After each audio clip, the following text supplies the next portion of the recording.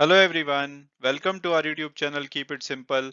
आज के वीडियो में हम बात करेंगे रिलायंस इंडस्ट्रीज की, जो कि रशिया और यूक्रेन के वॉर की वजह से यूरोप में एनर्जी क्राइसिस चल रहा है, उसमें बहुत बड़ी मदद कर सकता है डीजल को एक्सपोर्ट करके। तो इस टॉपिक को हम इस वीडियो में डिटेल में डिस्कस करेंगे और ये भी बात करेंगे कि क्या करंट प्राइस पे आपको रिलायंस इंडस्ट्रीज का शेयर लेना चाहिए या नहीं।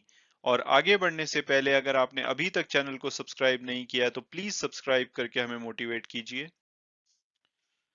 तो सबसे पहले अगर बात की जाए लेटेस्ट डेवलपमेंट की, तो जैसा कि आप जानते हैं रशिया और यूक्रेन में वॉर की वजह से जो दुनिया भर में एनर्जी सोर्सेज हैं उसकी सप्लाई इंपैक्ट हो रखी है। लेकिन सेम टाइम पे जो रिलायंस इंडस्ट्री की जामनगर फैसिलिटी है उनके लिए ये न्यूज मच नीडेड बूस्ट लेकर आई है, क्योंकि यहाँ पे जो क्रूड की प्रोसेसिंग है उसको बढ़ा दिया गया है। और साथ साथ में रिलायंस इंडस्ट्रीज की एक प्लान्ड मेंटेनेंस थी, जिसको कि पोस्टपोन कर दिया गया है ताकि जो डीजल की डिमांड बढ़ी है उसकी एडवांटेज ली जा सके। और कुछ सोर्सेज ने ऑलरेडी बताया है कि रिलायंस ने कुछ शिपमेंट जो फ्यूल की हैं वो यूरोप को भेज दी हैं, और इसकी जो संख्या है आने वाले महीनों में बढ़ने ही वाली है। जो इनकी गुजरात में जामनगर फैसिलिटी है वो एक दिन में 1.36 मिलियन बैरल जो क्रूड ऑयल है उसको प्रोसेस कर सकती है। इनकी जो दो रिफाइनरीज हैं और इसमें से ज्यादातर एक्सपोर्ट किया जाता है। और इसमें एक इनकी एक्सपोर्ट फोकस्ड प्लांट है जिसकी की कैपेसिटी 7,04,000 बैरल है। और ये कोविड आने के बाद इसमें काफी कमी देखी गई थी कि ये फुल यूटिलाइज नहीं हो रहा था, और इवन जनवरी में तो ये 3/4 यूटिलाइज हुआ था। लेकिन अब डीजल की डिमांड बढ़ने से कंपनी इसका पूरा फायदा ले सकती है। और इसी न्यूज के चलते आज हमने देखा कि रिलायंस का जो शेयर है वो एक ही दिन में 5.3% बढ़ा है। हालांकि जब मीडिया कंपनी ने रिलायंस के स्पोक्स पर्सन से पूछा तो उन्होंने इसके ऊपर अभी तक कमेंट नहीं किया था। इसके अलावा अगर बात की जाए कि भाई जो दूसरे रिफाइनर्स हैं वो क्या कर रहे हैं, तो जो एशिया के कुछ और रिफाइनर हैं वो भी इस टाइम पे जो डीजल है उसको यूरोप में भेजना चाह रहे हैं, क्योंकि डीजल के प्राइसेस काफी बढ़े हुए हैं तो एक्सपोर्ट करके काफी फायदा हो सकता है। जो प्राइसेस हैं वो $139 ए टन पहुंच गए थे, जो कि पिछले साल से अगर कंपेयर किया जाए तो बहुत बढ़ चुके हैं। तो यहाँ पे रिलायंस जैसी कंपनी को तो काफी ज्यादा फायदा हो सकता है, क्योंकि ये आर्बिट्राज ट्रेड को की एडवांटेज लेकर के यूरोप में अपने डीजल को बेच सकते हैं। लेकिन जो दूसरे कुछ रिफाइनर्स हैं वो स्ट्रगल कर रहे हैं ऑयल के प्राइसेस बढ़ने की वजह से, और इवन वो अपनी प्रोडक्शन को कट कर रहे हैं।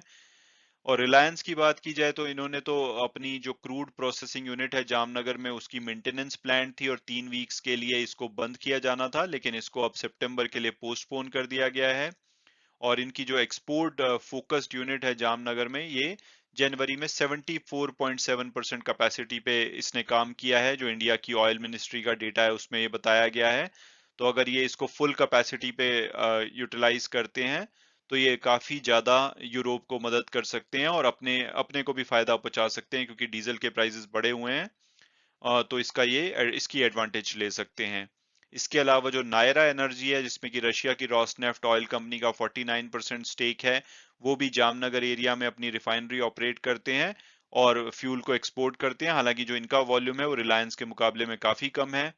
और अब अगर बात की जाए कि भाई भारत के जो सबसे बड़े रिफाइनर है इंडियन ऑयल कॉरपोरेशन, वो क्या कर रहे हैं, तो उनका जो अभी फोकस है वो डोमेस्टिक मार्केट में जो ऑयल की डिमांड है उसको पूरा करने में है। तो अभी जो इस सिचुएशन का फायदा ऐसा लगता है कि रिलायंस काफी हद तक उठा सकता है। इसके अलावा अगर बात की जाए कि भाई भारत का जो रशिया यूक्रेन का कन्फ्लिक्ट है उसके ऊपर क्या स्टैंड है, तो भारत का बहुत ही न्यूट्रल स्टैंड है। इन्होंने यूनाइटेड नेशन में वोटिंग करने से एब्सटेन कर लिया था। उसके अलावा अभी तक जो रशिया का इन्वेजन किया गया है यूक्रेन पे उसके ऊपर कोई भी स्टेटमेंट देने से अवॉइड कर रही है इंडियन गवर्नमेंट। और इन्होंने कोई भी जो सैंक्शंस हैं उसमें भी पार्टिसिपेट नहीं किया है रशिया के अगेंस्ट। और ये रशिया और यूक्रेन को बोल रहे हैं कि भाई आप बात कीजिए और उससे सिचुएशन को सॉर्ट आउट कीजिए। और ओएनजीसी विदेश की बात की जाए, जो कि स्टेट ओन्ड अपस्ट्रीम एक्सप्लोरर हैं, इन्होंने अर्लियर दिस मंथ बोला था कि भाई इनको नहीं लगता कि कोई भी इनको प्रॉब्लम आएगी। जो रशिया का सखालिन वन प्रोजेक्ट है उसके उसमें जो क्रूड को प्रोड्यूस किया जा रहा है उसको बेचने में इनको कोई दिक्कत आएगी। हालांकि जो उसके ऑपरेटर हैं एक्सॉन मोबिल, उन्होंने अपने जो ऑपरेशन है उसको बंद कर दिया है और वहां से इवेंचुअली वो अपने स्टेक को एग्जिट कर रहे हैं। और अब अगर बात की जाए कि क्या हमें करंट प्राइस पे रिलायंस का शेयर लेना चाहिए या नहीं, तो सबसे पहले अगर पास्ट परफॉर्मेंस देखी जाए तो 3 साल में तो इन्होंने बहुत बढ़िया 88% की रिटर्न दी है, लेकिन पिछले 1 साल में इनकी 7% के आसपास की काफी मॉडरेट रिटर्न रही है। और पिछले 3 महीने में तो कंपनी का शेयर 4% से ज्यादा गिरा है। हालांकि आज में इनका शेयर 5% से ज्यादा बढ़ा है, लेकिन फिर भी इस वीक में इनका ओवरऑल शेयर 2% के आसपास गिरा है। और अगर हम टिकर टेप के प्रेडिक्टिव एनालिसिस को देखें तो उसके हिसाब से इसका एवरेज टारगेट प्राइस 2780 रुपए के आसपास, हायर साइड पे 3050 और लोअर साइड पे 1825। तो उस हिसाब से जो आज की क्लोजिंग हुई है 2354 पे, तो ये अभी अपने एवरेज टारगेट प्राइस से नीचे अवेलेबल है, तो काफी अच्छा प्राइस लगता है। इसके अलावा लार्जेस्ट कंपनी है मार्केट कैपिटलाइजेशन के हिसाब से, पी और पीबी रेशो अट्रैक्टिव है और इनका जो बिजनेस मॉडल है वो काफी यूनिक है। अदरवाइज प्रॉफिटेबल कंपनी है, भारत की इकलौती कंपनी है जिसका कि प्रॉफिट 50,000 करोड़ से ज्यादा है 1 साल का। और अब ये जो डेट टू इक्विटी की बात की जाए, यानी कि नेट डेट की बात की जाए, तो ये डेट फ्री कंपनी है, यानी कि जितना भी इनके ऊपर डेट है उससे ज्यादा इनके पास कैश और कैश इक्विवेलेंट है, तो डेट की भी कोई समस्या नहीं है। और अगर मेरी पर्सनल ओपिनियन पूछी जाए तो मुझे तो रिलायंस पे काफी भरोसा है। मुझे लगता है कि करंट प्राइस पे या किसी भी करेक्शन पे डेफिनेटली इसको लॉन्ग टर्म के लिए लेना चाहिए।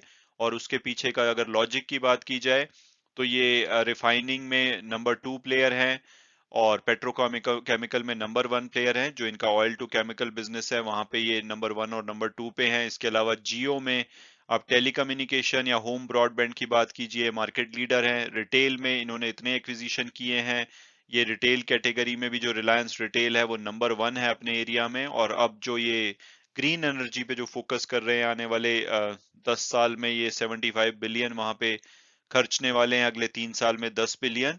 तो वहां पे भी ये टॉप प्लेयर बन सकते हैं और बहुत ज्यादा फोकस रहने वाला है आने वाले 10 सालों में ग्रीन एनर्जी पे।